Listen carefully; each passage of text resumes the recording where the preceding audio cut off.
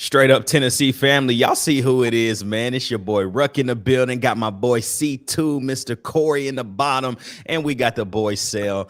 It's about to be a fire day today. Chop it up Friday. Listen, y'all. It's a special Friday because a week from today, we're going to be doing the One More Day episode leading right into the first game on Rocky Top. 8 days, y'all. We have been sweating, we have been crying, and we will weep no more. For the day is almost here. I cannot wait for this show. I can't wait to dive in today. We are finishing up what we started on Monday. We're taking the last 6 games of the season. What will Tennessee end up? Y'all know where we were at. Everybody was 6-0 heading into what is going to be Alabama week when we kick off the show here in just a second.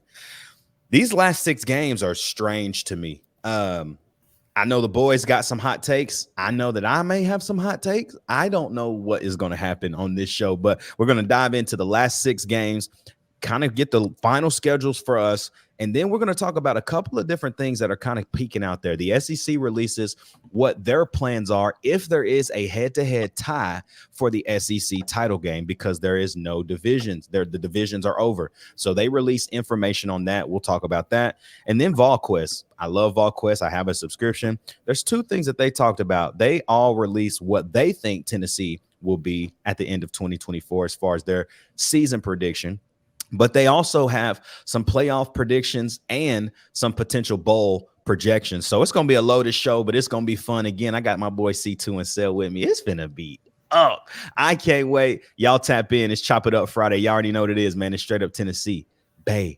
First play, second quarter, touchdown Tennessee. That throw's intercepted. Pierce down the sideline. Touchdown.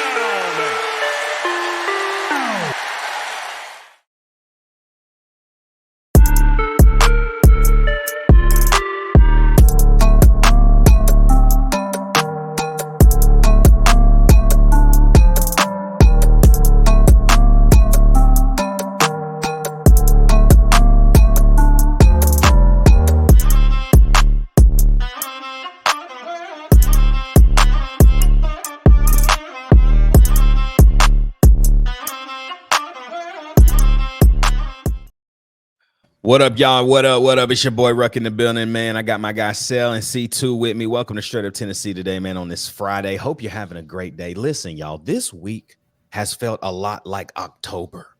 The weather outside is not frightful. It is delightful. And absolutely, it's been fire. But y'all know what to do, man. It's the top of the show. Like, comment, subscribe. Hit that bell notification right now, y'all, so you never miss a video. Hey, we're climbing, man. 964, almost 965. Y'all, we got 8 days. I need 35 of y'all to come on. Somebody share this thing out. Give it to your grannies, your aunties, little baby nurseries, whoever, whatever. It's time. We almost at 1K. And Instagram is going crazy. The reels are still popping off.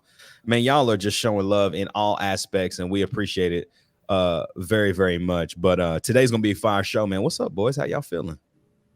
Doing good. Can't beat sunny and 75. Woo! And not. It's been a beautiful day. I'm up here traveling in Gatlinburg, and I get the little benefit of getting to hear Bob Kessling tomorrow at the conference I'm at. So I get a little bit of a taste of Tennessee football, the voice of the Vols. So I'm gonna be even more excited tomorrow, man. 8 days. Bro. Away from game 8 days. It's nuts, bro. I honestly, it's wild because it feels like it takes forever, right? Like it feels like the last game of the season was this year. Let's be reminded, it was 2024 in January. And it's hard to like really process that they did play this year because it felt like it has been literally this time last year. But it always rolls back around. And it always feels like these last, 10 to 8 days, like the last 2 weeks, just they fly by. Like it's already Friday, y'all. Like it is here. And so, man, we 8 days out. I can't wait. But you already know, man. Monday we had a fire show. Everybody that tapped in, it was awesome, man. We had crazy numbers on Apple and Spotify. I think it was near 50 to 100 plays, just because people are getting excited again because Tennessee football is right here. So, That boy Turner made a comeback. Yeah, I saw that. Shout out to the boy Turn. He was supposed to be on here today, but he had some prior engagements, and he still, hey, knowing him, he might pull up. We'll see what happens. He might come on here and be ready to lock in. So we'll see what happens. But man, we got a loaded show today. Just like I said in the intro, man, we're gonna start with the last 6 games of Tennessee's 2024 schedule. We're all gonna go through each game. What do we think? How do we think the game will end up? And at the end of the day, what does Tennessee have to do to potentially win those games that we mark as W's? And what happens if we end up losing the games that we do indeed mark as L's? Then we're going to move forward on with the rest of the show. We're going to talk about the SEC and what they have as tiebreakers. Then we'll move into some VolQuest articles because I think they're really interesting on some of their takes on where Tennessee can finish in 2024. So I know on Monday I pulled up the exact graphic of everything that's going on, and I will pull that up, but let's start it off like this.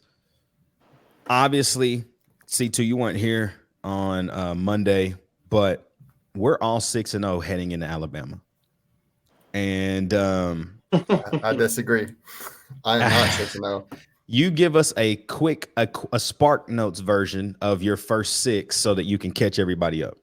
Yeah, I'll just give y'all my one loss. I think it'll be a close game and it could go either way, but right now I have us losing to Oklahoma just because in Heupel's tenure we haven't been that great on the road. Now I'm hoping that changes, but until I see some evidence of that change, I've got us losing that one.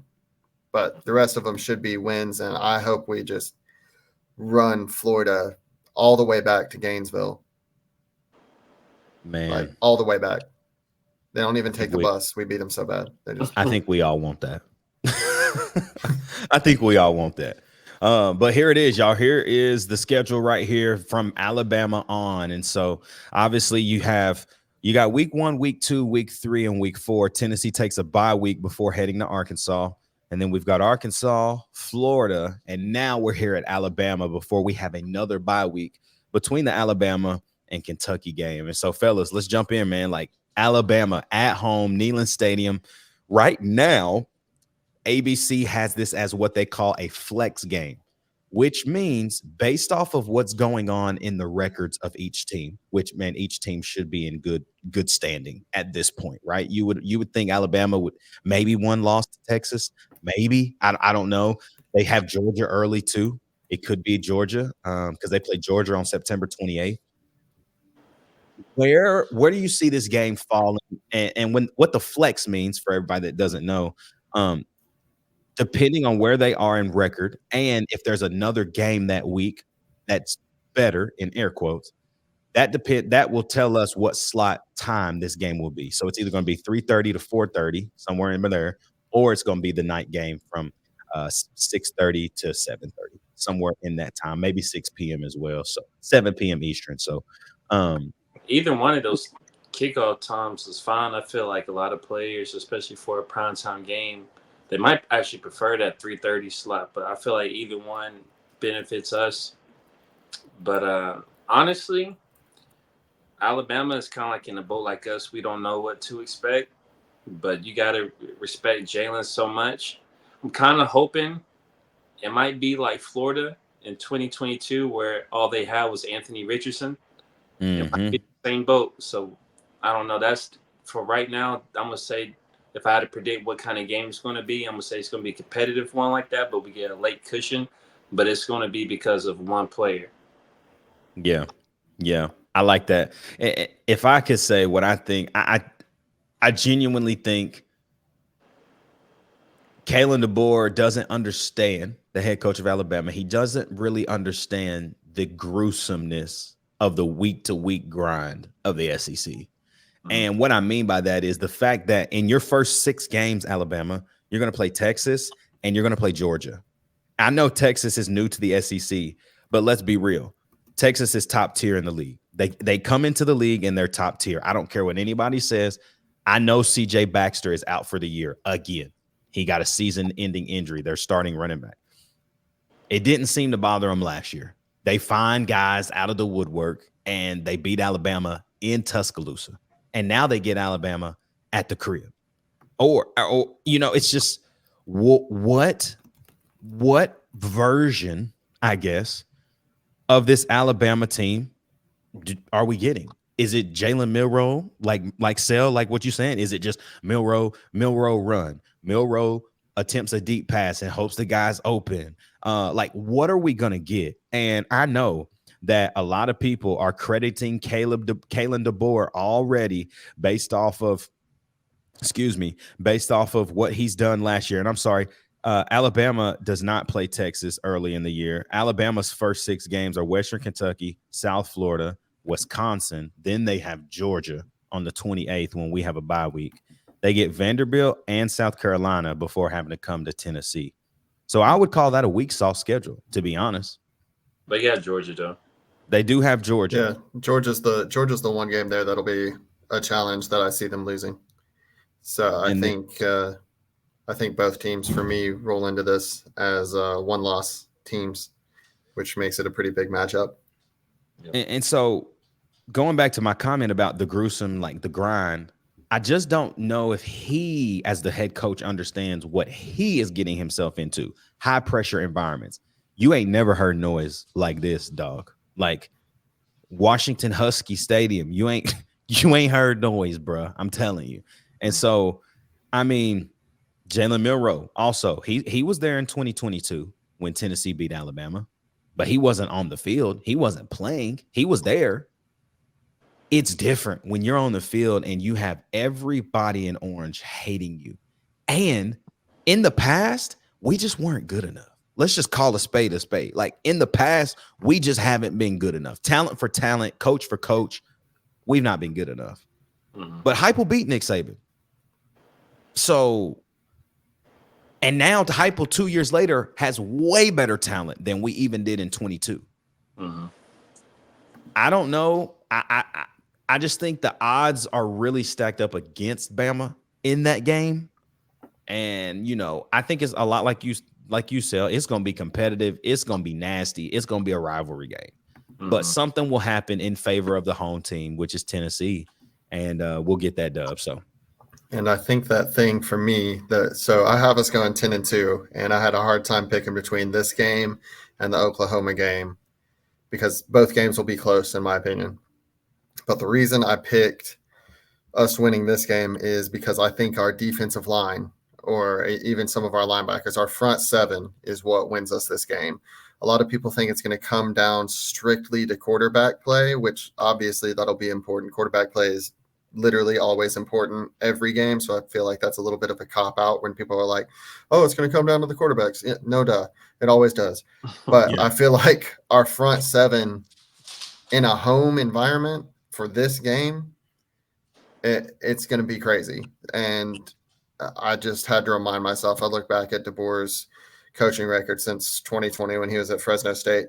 They've not really played an SEC team. Like they've played Texas, but Texas was also down during those years and they weren't part of the SEC yet anyway, so I'm not going to count it. So going into Neyland, which again appears to be the first test other than Georgia, which they get Georgia at home. So even then they're not going to have that same experience. It's going to be something. And I'm not sure it's something he's going to be fully prepared for. Yeah. So, well, it seems like we're all on the same page. Looking at Kentucky, we don't lose to Kentucky. That's my answer. So no, definitely not Kentucky. No, we don't lose to Kentucky. Period. Mm-hmm. Where you at, Sam? Whooping that ass. I like it. That's too easy. That's just too easy. Yeah, Kentucky's best quarterback in forever was stuck picking his nose on the sideline after throwing some picks in the game. So eating mayonnaise with bananas and stuff.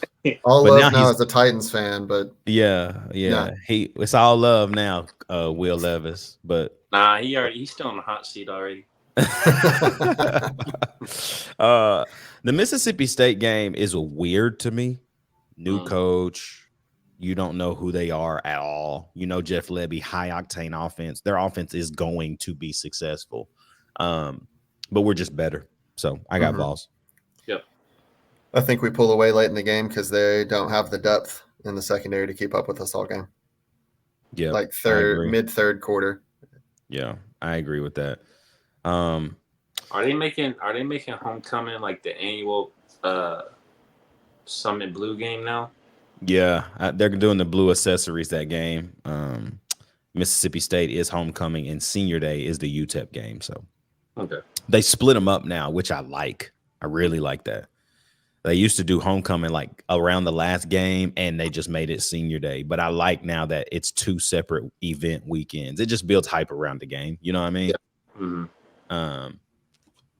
The game that I just hate. I hate Georgia. I think I hate Georgia more than Florida and Alabama, which is very strange to say. I hate Georgia. I hate everything about them. The fact that a grown man, hold on, y'all. Ruck rant here. Let me put my, hold on. This is a Ruck rant. The fact that y'all grown people, what you do to opposing fans is the most childish thing I've ever seen in my life. The fact that's that where this was going. The fact that what you do to intimidate people is bark at them like an actual dog. Like you are barking at him. Titan, come here. Let me show you. Let me show you something real quick. Y'all barking at this. Where you at? Where you at? Right here. Come up here. Y'all bark like this. This is what you barking like. Come on, y'all. That's just weird. That's weird. And I can't get over it. It's weird. It's weird. I hate y'all. You wear shoulder pads with spikes on it and bark at people. Come on, y'all. Oh my goodness. All right. I'm Florida's still my most hated, but they up there too. I can't stand them jokers. Nah, man. But we gonna lose, so yeah, I mean, there's my rant just to tell you we gonna lose that game. Yeah. I think it might be ugly. I think it's gonna be a chippy game. I think it's gonna be real chippy. I hate Georgia, y'all. I mean, I hate Georgia, but they're just good. They're really good. And the thing that they have with them this year is they didn't even get to the chip last year. Like to not get there, bro. Y'all already know they coming out with some steam, bro. They first game against Clemson, and I'm praying for Dabo. Dabo might get fired after that game, legitimately. Yeah. He might get fired after that game, bro. So I think we all in agreement we ain't winning that game, right? Yeah. Nah, it'd take a miracle. Something would have to happen in the Ole Miss game or something. Now don't let us go in there 10-0 though. Yeah. Don't let us go in there 10-0 though. You see what I'm saying? Or 9-0. That would be game 10. Yeah. We said anything. What you say? So that's what we said 2 years ago. Yeah. We went in there 10-1 though. No, we lost that game and South Carolina. Dang. Don't remind me. Anyways, UTEP, who cares? That's a good little senior day. Let them boys go out with a bang. Tennessee gonna smack them. And then Neyland Central, we're gonna take over their stadium. The last time that Tennessee played Vanderbilt in Nashville, I was supposed to go, me and that boy C2. And I did go.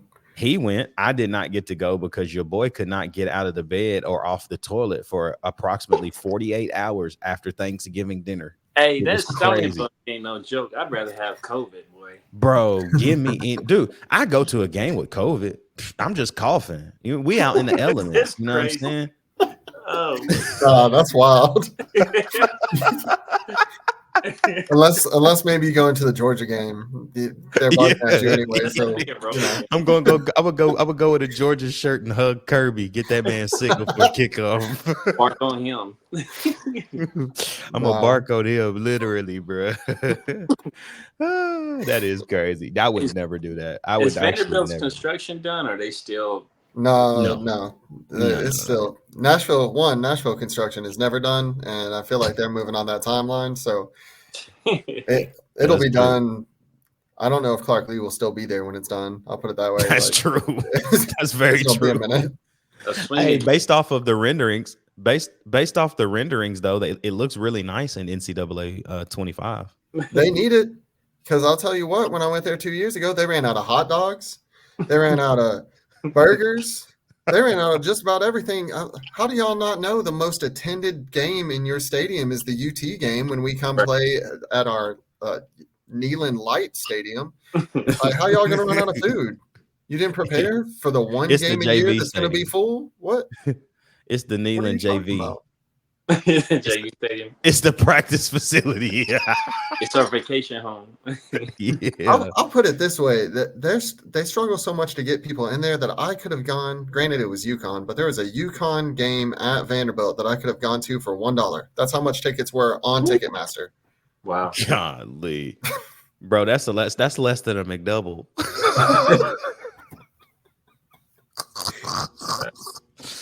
Oh my God. But it looks like the general consensus legit is 10-2. Yep. Like 10-2 is okay. Now let me ask you this, because we always have to follow up with this. Is it 10-2 or bust? Or is it 10-2? Yes, like this is absolute best case scenario. Or are you happy with 9-3? Like here's the question I have. Are you saying 10-2 or bust? Or are you saying 9-3 is good if somehow that 9-3 gets you in the playoff? I don't even think it has to get you in the playoffs. In Nico's first year starting for us, I think 9-3 is fine.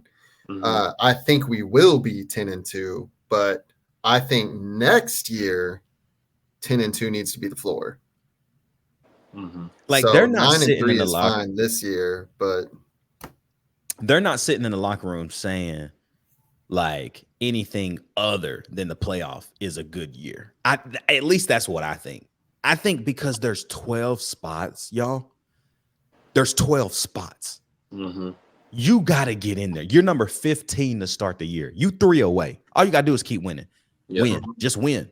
And if you lose one, like let's lose one to a good team. Let's not do the South Carolina thing. Because I think if Tennessee doesn't lose to South Carolina and they lose to maybe that year, like maybe you lose early to Florida that year or something like that, and you still finish the way. There's a possibility because of the wins that they did get that we could have still made that playoff top 4 that year. Mm-hmm.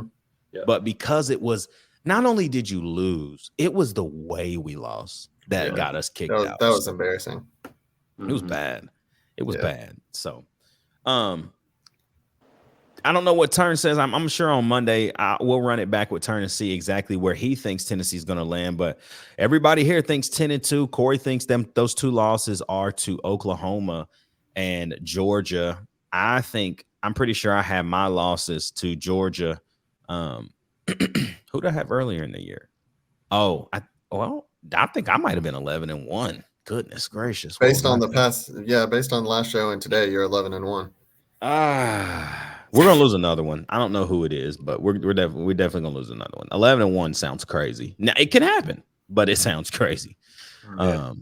So let's talk about this, boys. Let's talk about what the SEC revealed today. Basically, the SEC has come out now and said, in the event of a tie, let's say that there's a tie at the end of the year between head-to-head games for the SEC championship.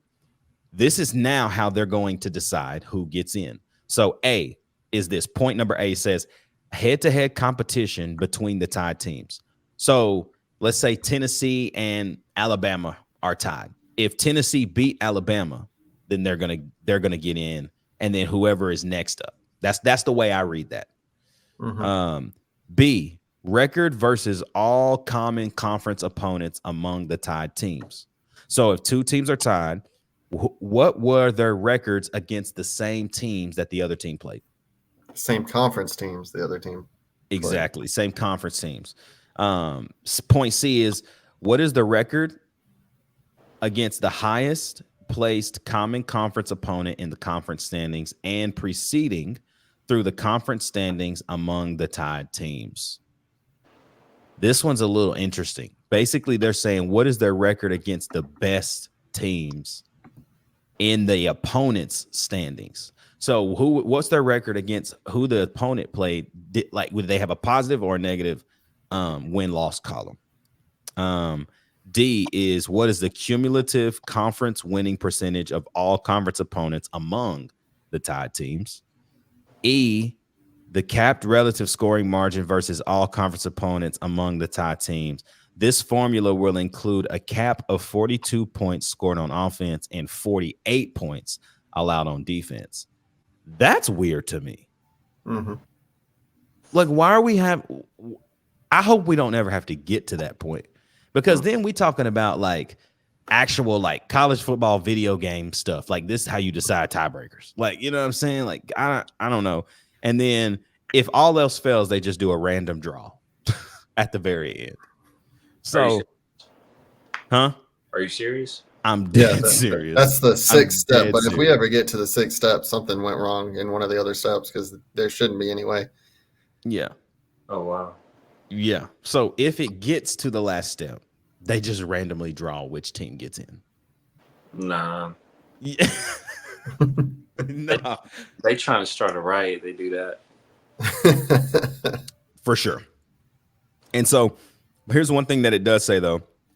If the regular season standings determine a clear conference champion and two or more teams are tied for second place, the conference champion will be the home team in the SEC championship game, and the tie-breaking procedures will be used to determine its opponent.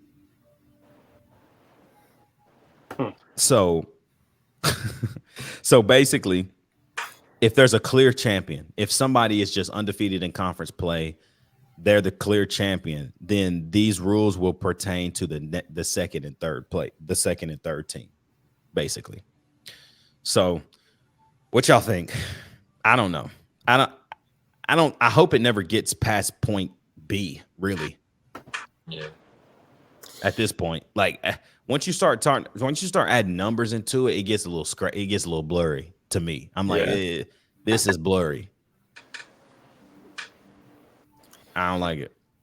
Yeah, I think it gets a little blurry. I think schedule strength can work in our favor a little bit over some of the other teams that might be in that position. Because really, if you think about it, in my mind, there's only 4 teams that really should be in a position for this to even be a discussion towards the end of the year. It's Georgia, Alabama, Tennessee, and Texas. Yeah. Because even though I think we lose to Oklahoma because it's an away game, I don't think Oklahoma does well enough this year to be in that discussion. I think they lose 3 or 4 games over the course of the year. So I would agree with that. And I mean, Alabama's schedule is pretty easy until you get to the end of the year, and then it steps up a little bit. Yeah. But if we beat them, that's fine. We don't have to worry about that step anyway. So Right. I mean, I think at the end of the day, this is the most competitive now. I mean, it was already the most competitive, but you adding in another dog really in Texas, and then a team that's generally been good in Oklahoma. You add them into the mix of something that's already established, it's going to just cause more chaos. And so I think Oklahoma's going to get back now. If Oklahoma wasn't back, which they're not back this year, we know that, but now because they have an SEC patch on the jersey and it's overhanging their school, they're going to get guys, bro. They're going to get guys that they never could recruit. And so it all plays into everybody's favor, but it's just really, man, best team that shows up on Saturdays, who's going to be that best team, who's going to win. So wanted to kind of wrap the show up with this, y'all. Obviously, VolQuest released their picks for Tennessee football prediction. Brent Hubbs says on his that he thinks that Tennessee goes 10-2. I'm just going to go through everybody real quick, and then I'm going to tell you who they say they lost to. Austin Price, 10-2. Eric Kane, 10-2. Matt's pick, 10-2. Rob's pick, 10-2. Grant Rice's pick, 9-3. Okay. So you go all the way back up here. Brent Hubb says, how does the combination in the secondary work? He talks about Josh Heupel has his best roster. Basically, hey, we know that this year's team is his best team that he's had at Tennessee. We all know that. But he's like, Nico Iamaleava has all the skills and the talent, but he has to go out and do it. He said, for me, this year comes down to red zone success, which we sucked in the red zone last year. We could not score in the red zone. Says you got to score touchdowns and not kick field goals. And defensively, you've got to get off the field on 3rd and long. Conservative side of him said 9-3, but he said 2 years ago, Hendon Hooker said, we aren't going to lose on my watch, and his team followed. Can Nico do this again? So I like that take. I like that take. He didn't say who he thought Tennessee would lose to.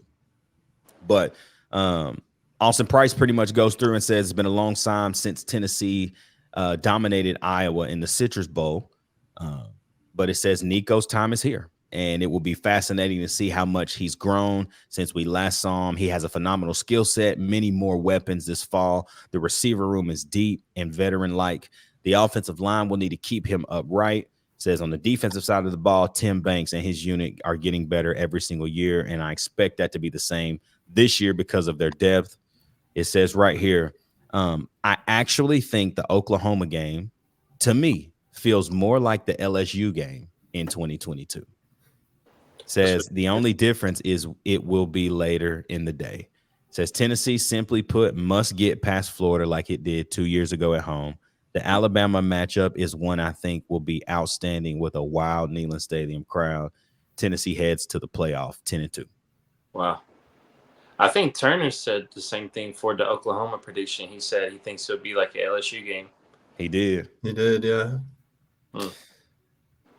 I don't feel that yet. And I don't know why. I think it's because there's too much aura around that game. Like, Heupel hasn't been back since he was coaching, and he hasn't been back. Like, I don't even think when he was at Missouri, they played Oklahoma. I don't think Heupel cares about that. I don't think he does either. But like I said, bro, like, if they show love when he comes back, I don't like that. I don't want them to show no love, no videos, no remembrances. This is not an obituary. It is the obituary for the Oklahoma Sooners. This is the funeral. We're going to put y'all in the casket. That's what we need. We don't need no remembrance video. We don't need none of that, bro. None of that. I think even more the aura around that game, and part of it for me doesn't even have anything to do with Heupel, but the last time, other than the Hendon Hooker season, that I had like this much hope going into a season was when we played them at home in Neyland and then lost. 2015. So that's part of the reason why I don't want to predict a win going into that one. I would rather predict us lose and then be surprised. Sure. Be pleasantly surprised. Pleasantly surprised. I would invite all y'all to my house for that game, but that's one I got to watch by myself. That's one I got to sit in here by myself with because I'm gonna be losing my mind. But Eric Kane goes through and pretty much says, I just read this last portion right here. Says NC State will be a real challenge, but give me the Vols in a neutral site early in the season with all of the changes for the Wolfpack. Get by Oklahoma, the first true road game for Nico, and the season is setting up nicely for Tennessee. Alabama and Georgia, of course, will be tough. Beating Florida is never easy for the Vols. Those 5 games will tell the entire story of this year's team. Win 3 of them at least, and the Vols should be a playoff team. Yeah, it's a lot of sunshine here. I know there will be adversity, but Tennessee has never been this deep and has never been this talented top to bottom. That's going to pay big dividends in 2024. Keep Nico healthy and on the field, and it should be a fun ride. He says 10-2. Josh Pate made a good point about the NC State game. He said that's 2 of their Super Bowls of the year. He said that in Clemson. He said we might go in that game overlooking it, but NC State's definitely not. No. Yeah, because their schedule is so soft. Mm-hmm. Like they get two, like you said, they get 2 massive games. Yep. And they're new to like this cycle of them anyway is new to like being ranked. So they've still got that chip on that shoulder of showing like that we deserve to be ranked. We deserve to be here. So yeah, that's why I think that game will be a little closer than everyone wants it to be. But I still think we pull it out and win that one. What time is the kickoff for that one? 6:30, 7:30. Yeah, it's a night game. I love it. I love that, bro. I love that. Mm-hmm. Bring me that kind of juice. Like that's what I want. Yeah. Bro, your first road game at a neutral site, night game, and you already know Charlotte to Knoxville, bro. That's a hop and a skip. Yeah. And if you got bread or you got flight miles, just hop on an American flight straight from Knoxville straight to Charlotte. That's like 45 minutes to an hour. Yep. It's gonna be lit. I tried to get my wife to go, but she wanted to go to the beach instead. So that's where we'll be. Not mad about it, but dang, I was like, man, I was like, you want to go to Charlotte? She was like, no. Oh, it kind of ended up like this. I was like, you want to go to Charlotte? Like I planned this whole week. She was like, oh, that seems fun. I was like, okay. I was like, bet. I was like, okay. Literally, I got so hurt. I was like, you just decide what we want to do then. You just do it. So, but what Matt says right here, he says, I think Tennessee rotates receivers more this fall, and they have a combination of guys with speed, length, and physicality that is just going to wear on teams. If the Vols can stay healthy up front and on the offensive line and avoid the trap game, I like them to win 10 games and make a run. He says 10-2. So, Rob, I want to read his because he's always the kind of the pessimistic guy in VolQuest, which I love, but I also hate. But he says, maybe I'm more bullish on Tennessee in 2024 than I should be. That's because I may be more bullish on second-year quarterback Nico Iamaleava than I should be. I know the media types often err on the side of caution when it comes to jumping on the hype train for individual players, especially young guys who haven't proven it yet. But I am not dissuaded by Iamaleava's lack of reps. Goes down to basically say, I expect him to make big-time plays in high-pressure situations. I do not expect him to be fazed by the pressure that comes with stepping into the starting quarterback job. I'm all in on Nico. Says, I'm also all in on Tennessee having the best defensive front in the SEC. Keeps going. He says, we all wonder about the secondary, and those concerns are legit, considering there are going to be 5 new starters.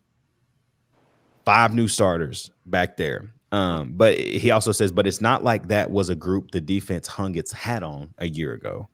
Says the secondary could be improved without being great. What do y'all think about that? I agree. I don't think our secondary has to be great with how excellent our front seven is going to be. I think they have to be good enough to, one, get us on the field on 3rd and long. That's really where the key will be to me, because I think we will be in plenty of 3rd and long situations on defense, either due to tackles for a loss in the run game or sacks. I don't know, because we led our front seven. We had the number 1 rushing defense last year, correct? Yeah. So it's kind of like the same thing where they did our job up front, but we can't get off the field in 3rd and long. So I don't know. I don't want to be. I just feel like that's the biggest hump we got to get over. So it's kind of. I don't know. I'm interested to see, because if the back end is as good as I'm hearing, as far as athleticism, speed, people going to actually attack the football and not just looking around in a zone, that's scary. That's big time. Yeah. Look, they don't need to be perfect or great. They just need to make the open field tackle on the 5-yard screen pass someone throws on 3rd and 16 or 25 or 30 that they run for 30 yards. Yep. Make the open field tackle. That's all I want from our secondary. That's it. Don't have to be locked down. Just do your job. This is what he says to finish up his quote. He says the swing game for him is Oklahoma. Like Tennessee, the Sooners have a new starting quarterback, Iamaleava's 5-star classmate, Jackson Arnold. This matchup between those two will present a huge storyline, but the more important matchup in that one could be that the deep and veteran Tennessee defensive front against an inexperienced Oklahoma offensive line trying to protect Jackson Arnold. If the Vols get that one on the road in Norman, I'm penciling them in for a 6-0 record when Alabama comes into town on October 19th, setting up what should be an absolute showdown. I could definitely be selling others short, and the NC State game to me is a playoff. Tennessee's playoff chances boil down to a 3-game season. He says I'm on the verge of 11-1, but I'm saying 10-2. So, if we're 6 Alabama comes to town, Neyland is going to be, bro, that's gonna be special. Rocking. Bro. I can't wait. I feel like I was there for 2022. Sales got video evidence of my antics that will be released soon. But I had somebody come up to me the other day, and I wanted to just show them this. I just wanted to play this for them, right? Florida Gator fan. Boy, what you say, boy? You're not a Florida Gator fan? Do you like your life, boy? Do you want to survive today? I just asked you a simple question about. Let me tell you something. My name is George Bowie Owens. The acronym of that is GBO. I wake up every freaking morning, drink 2 gallons of ice cold coffee, black, just so I can piss orange. I am UT football, boy. So you're a ball fan? All for life. I'm guessing. At the end of the day, that's what matters. We've all for life, man. And we didn't get to all of these things. And I kind of want to touch back on this. We can do this live on Monday, but all of these platforms basically have what they think or where they think Tennessee could end up in the playoff or in the bowl prediction. This is everybody from ESPN to Athlon Sports, CBS Sports, the Action Network, and there's many, many more. But I want to talk about this. I want to save this for when we have way more time live on Monday. So y'all know what to do. Cliffhanger, like, comment, subscribe, hit that bell notification, man. We cannot wait. Y'all, 8 days. Oh, my gosh. And one It's day 8 days, y'all. Football. It's not Tennessee football, but football. Tomorrow. Yeah, big game tomorrow. What, Georgia Tech, Florida State, noon, 11 o'clock Central. Who y'all got in that one real quick? I'm taking Georgia Tech. I hear a lot of hype about Georgia Tech, so why not? I'm going with one of the former SEC members. Go Georgia Tech. Win that game. Take them. Hey, y'all, like, comment, subscribe, hit that bell notification right now. We'll be back live Monday, same place, same time, 7:15 Central, 8:15 Eastern. It's going to be a banger show. It is the Who is UTC show. We back, y'all. Football is here. We can't wait. I'm tuning in tomorrow. College game day is on tomorrow. I'm tuning in. I cannot wait. Oh, man, y'all, I'll see y'all live on Monday for my guy Sale and my guy C2. It's your boy Ruck in the building. Y'all know what it is, man. It's straight up Tennessee, baby. We'll see you on game week. That felt good to say. We'll see y'all game week.